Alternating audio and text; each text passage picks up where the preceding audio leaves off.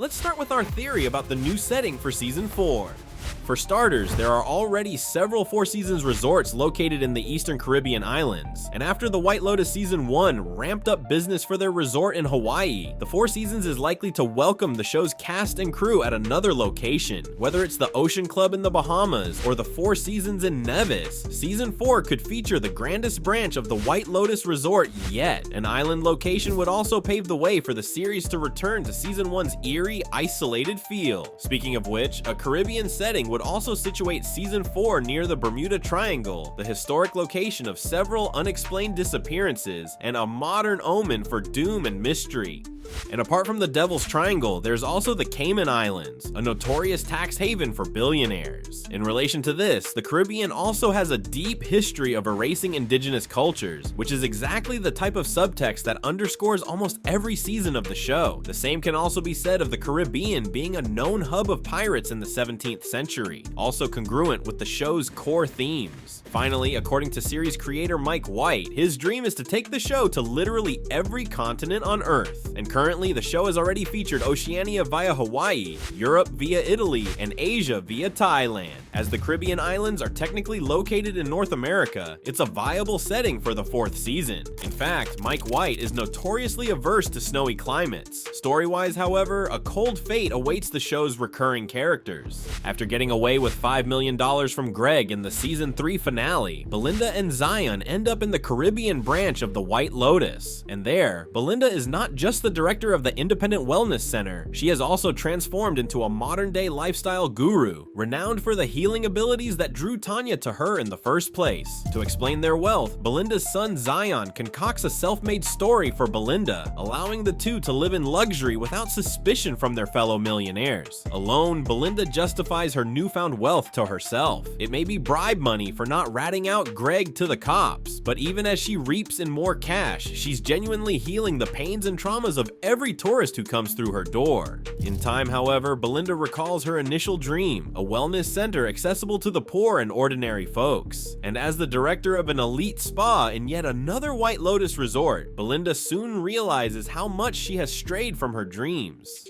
After Belinda and Zion party it up in the first half of Season 4, the second half sees Belinda slowly unraveling out of guilt, not just for taking Greg's shut-up money, but for veering so far off the path of a genuine healer. And soon enough, Belinda cracks under the pressure of her own lies. After several visits from US federal agents asking about Greg, Belinda decides that she's going to turn herself in. Instead of telling Zion, however, Belinda tricks her son into going on a vacation far from the Caribbean, where he'll never be caught like her. Eventually, Belinda tells the authorities that Greg is hiding out in Thailand and surrenders her $5 million to the government. And while this affords Belinda some leeway with the judge presiding her case, she's found guilty of aiding and abetting an international fugitive, leading to Belinda serving 2 life sentences in a federal prison. Meanwhile, Zion is left with what remains of the fortune that Belinda grew from Greg's initial bribe. And although this allows Zion to evade the authorities in a relatively comfortable location, he can never visit their mother in prison, as he himself is also wanted by the feds. Racked with guilt over Belinda's fate, Zion uses his remaining fortune to move from country to country. But wait, where does this leave the real criminal in the cast? Greg.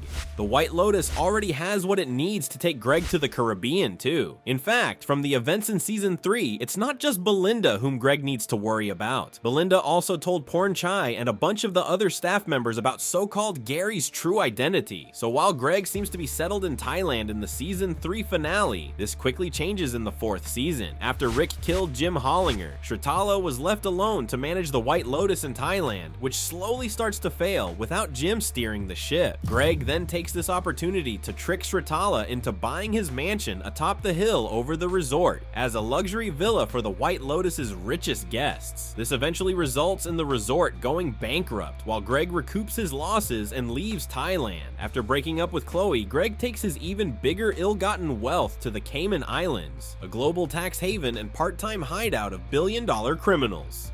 Apart from the relative legal safety that the Caribbean provides, moving to the islands also allows Greg to keep an eye on Belinda, and eventually it's revealed that it was Greg who actually led Belinda to getting arrested by federal agents, some of whom are already on Greg's payroll. That said, as this is the big twist of the 4th season, it won't be an entirely happy ending for Greg. Back in Thailand, before running into Belinda, Greg had it made. He was the king of his personal kingdom, was far away from federal authorities, and only had to worry about spending his fortune from Tanya. Now, Greg has an even bigger kingdom to manage. Hiding right under the noses of the feds, Greg lives under yet another assumed name, and while he has the money to bribe feds and the local government to keep him from getting arrested, living in the Caymans is expensive, and his seemingly endless bank account is taking a beating. Sooner or later, he won't be able to keep up this facade, so Greg devolves into a classic self-destructive billionaire, each night failing to drown his anxiety with designer drugs, and each day spending more on his security detail. In time, Greg transforms into a modern-day Caribbean pirate king, always one step ahead of the authorities, but never able to get a good night's sleep. However, before season 4 wraps up the story of Greg and Belinda, what about the other guests of the White Lotus?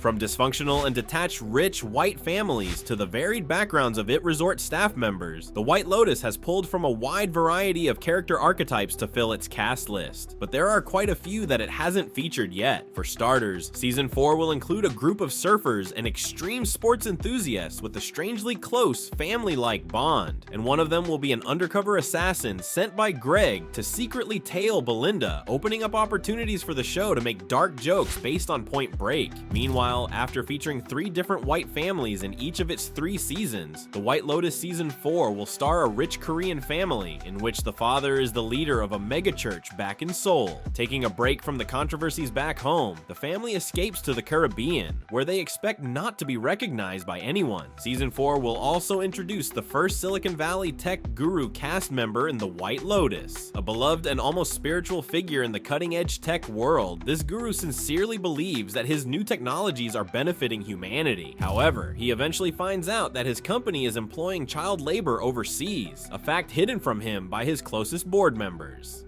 And last but not the least, season 4 is going to star a former warlord from Liberia who seeks to turn his life around under an assumed identity as one of the staff of the Caribbean White Lotus. These character ideas may sound outrageous, but the 4th season needs to outdo the 3rd somehow. And if these archetypes seem to have something in common, that's because season 4 will have a new unifying theme: cults. From the Point Break inspired surfers to the former warlord, every main character in the 4th season will be all too familiar with cult dynamics. And this opens the season for plot to plans within plans, doublespeak, and manipulative dialogue. Meanwhile, the resort itself will be staffed with either Caribbean locals or people of color who've emigrated there to work. This includes a Filipino chef and former cruise crew member whose luxurious life as the head of the kitchen has made him cruel and detached from his humble roots.